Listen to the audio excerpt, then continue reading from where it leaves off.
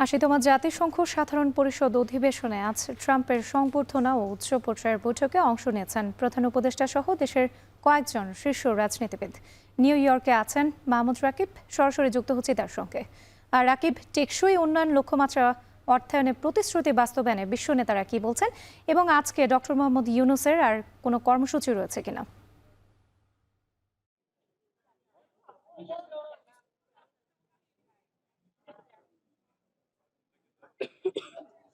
হ্যাঁ, রাত্রি এই যে টেকসই উন্নয়ন প্রতিশ্রুতি যে বিষয়টা আপনি বলেছেন, প্রধান উপদেষ্টা ডক্টর মোহাম্মদ ইউনূসের আজকে তার সফরের তৃতীয় দিন চলছে। আজকের দিনের সকাল বেলায় তিনি একটি সম্মেলনে অংশ নিয়েছেন, যেটি জাতিসংঘ সাধারণ পরিষদের কে ঘিরেই হয়েছে। এটির নাম ছিল মূলত টেকসই অন্তর্ভুক্তিমূলক এবং সহনশীল বৈশ্বিক অর্থনীতির জন্য যে শীর্ষ সম্মেলন, দ্বিবার্ষিক শীর্ষ সম্মেলন, সেটি এবারই প্রথম অনুষ্ঠিত হলো। এখানে ডক্টর মোহাম্মদ ইউনূস যে ভাষণ দিয়েছেন, সেখানে তিনি মোট ৫টি শর্ত দিয়েছেন যে ৫টি কাজ যদি করা যায় তাহলেই টেকসই অন্তর্ভুক্তিমূলক ও সহনশীল বৈশ্বিক অর্থনীতি করা সম্ভব। এবং সেখানে তার বক্তব্যে উঠে এসেছে বছরে ৪ ট্রিলিয়ন মার্কিন ডলারের ঘাটতি রয়েছে, বিনিয়োগ ঘাটতি পুরো বিশ্ব জুড়ে। এই যদি ৪ ট্রিলিয়ন মার্কিন ডলারের ঘাটতি পূরণ করা যায় তাহলে কিন্তু এসডিজি অর্জন সম্ভব। এটি তিনি বলেছেন বাস্তবিক তার পুরো আলোচনায়। এর সঙ্গে তিনি বাংলাদেশের জন্য ৫টি কাজের কথা বলেছেন, যে ৫টি কাজ করলে বাংলাদেশে যে এসডিজির জন্য অগ্রাধিকার পাওয়া যাবে।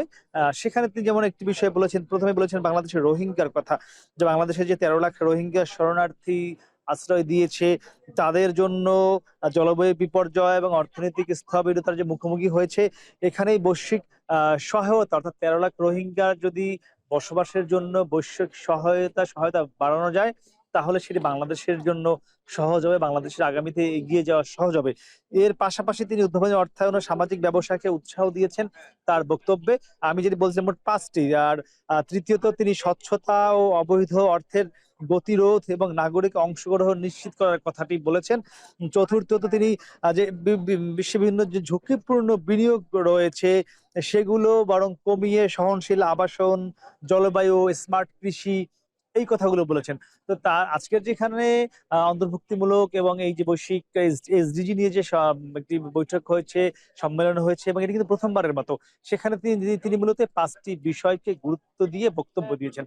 এর পাশাপাশি আরো বেশ কিছু সকাল থেকে কার্যক্রম চলছে। যেমন এর মধ্যে একটি হয়েছে হেলথ কেয়ার নিয়ে একটি সাইড ইভেন্ট হয়েছে। সেখানে প্রধান উপদেষ্টা ছাড়াও বাংলাদেশের পক্ষ থেকে এনসিপি থেকে যে এই প্রধান উপদেষ্টার সফর সঙ্গী হয়েছেন এনসিপির যুগ্ম সদস্য সচিব তাসনিম জারা, তিনিও সেখানে অংশ নিয়েছেন। সেখানে অংশ নিয়ে বাংলাদেশের যে স্বাস্থ্য সেবা নিয়ে কি কি করণীয় সেগুলো তাসনিম জারা তার বক্তব্যে তুলে ধরেছেন। যদিও সেখানে বিএনপি থেকে যে দুজন এসেছেন, মির্জা ফখরুল ইসলাম আলমগীর কিংবা হুমায়ুন কবির, জামাতের ডাক্তার আব্দুল্লাহ তাহের কিংবা ডক্টর নকিবুর রহমান, তারা কেউ ছিলেন না, কিংবা আখতার হোসেনও ছিলেন এনসিপির।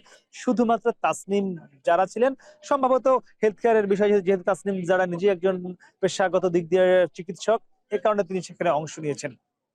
এর পাশাপাশি গত রাতে, অর্থাৎ নিউ ইয়র্ক সময় এখন তো বাজে হলো আহ দুপুর ১টা ২৫ মতো বাজে, গত রাতে ট্রাম্পের সঙ্গে যে নৈশভোজটি হয়েছে, সেখানে প্রধান উপদেষ্টা ট্রাম্পকে বাংলাদেশ সফরের জন্য আমন্ত্রণ জানিয়েছেন। একই সঙ্গে তিনি বলেছেন যে ট্রাম্প যখন সুযোগ পায় তিনি বাংলাদেশে গিয়ে যাতে ঘুরে আসে, এবং আগামী নির্বাচনে ডক্টর মোহাম্মদ ইউনূস যে একটি অংশগ্রহণমূলক এবং সবার সম্মিলিত আহ আয়োজনে নির্বাচনটি করতে চান, সেটিও ট্রাম্পকে তিনি বলেছেন বলে আমরা জানতে পেরেছি। তবে সবচেয়ে যেটি রাত্রি গুরুত্বপূর্ণ বিষয়, যে আজকের ৩ দিনের যে তার সফর চলছে, যতগুলো তিনি বৈঠক করেছেন, সাইড ইভেন্ট হোক কিংবা দ্বিপাক্ষিক বৈঠক হোক কিংবা সৌজন্য সাক্ষাৎ হোক, তিনি প্রত্যেক দিনই তো ৭ থেকে ৮ জন বা ১০ জন বিভিন্ন দেশের রাষ্ট্রপ্রধানের সঙ্গে সৌজন্য সাক্ষাৎ করছেন। সবাইকে কিন্তু তিনি একটি বিষয় নিশ্চিত করছেন যে ২০২৬ সালের ১৫ই ফেব্রুয়ারির মধ্যে বাংলাদেশে যে নির্বাচনটি হবে, সেই নির্বাচনটি অনেক বেশি অংশগ্রহণমূলক হবে, অনেক বেশি নিরপেক্ষ হবে, এবং তার জন্য তিনি সবাইকে কমিটমেন্ট করে আসছেন যে এই নির্বাচনটি তিনি যে কোনো মূল্যে আগামী ফেব্রুয়ারিতে করতে চান।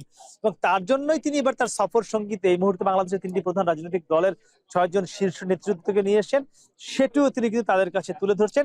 এবং আমরা যেহেতু জানতে পেরেছি ২৬শে সেপ্টেম্বর তার যে বিশ্ব নেতাদের উদ্দেশ্যে ভাষণ দিবেন, সেখানেও এই আগামী নির্বাচন এবং গত ১৪ মাসে ইউনূস সরকার বাংলাদেশের জন্য কি কি কাজ করেছেন সেগুলো তুলে ধরবেন। তা আমার কাছে এখন পর্যন্ত এই ছিল সবশেষ রাত্রি। ৮০তম জাতিসংঘ সাধারণ পরিষদ অধিবেশনে আজ ট্রাম্পের সংবর্ধনা ও উচ্চ পর্যায়ের বৈঠকে অংশ নিয়েছেন প্রধান উপদেষ্টা সহ দেশের কয়েকজন শীর্ষ রাজনীতিবিদ। এ নিয়ে নিউ ইয়র্ক থেকে বিস্তারিত জানাচ্ছিলেন মাহমুদ রাকিব।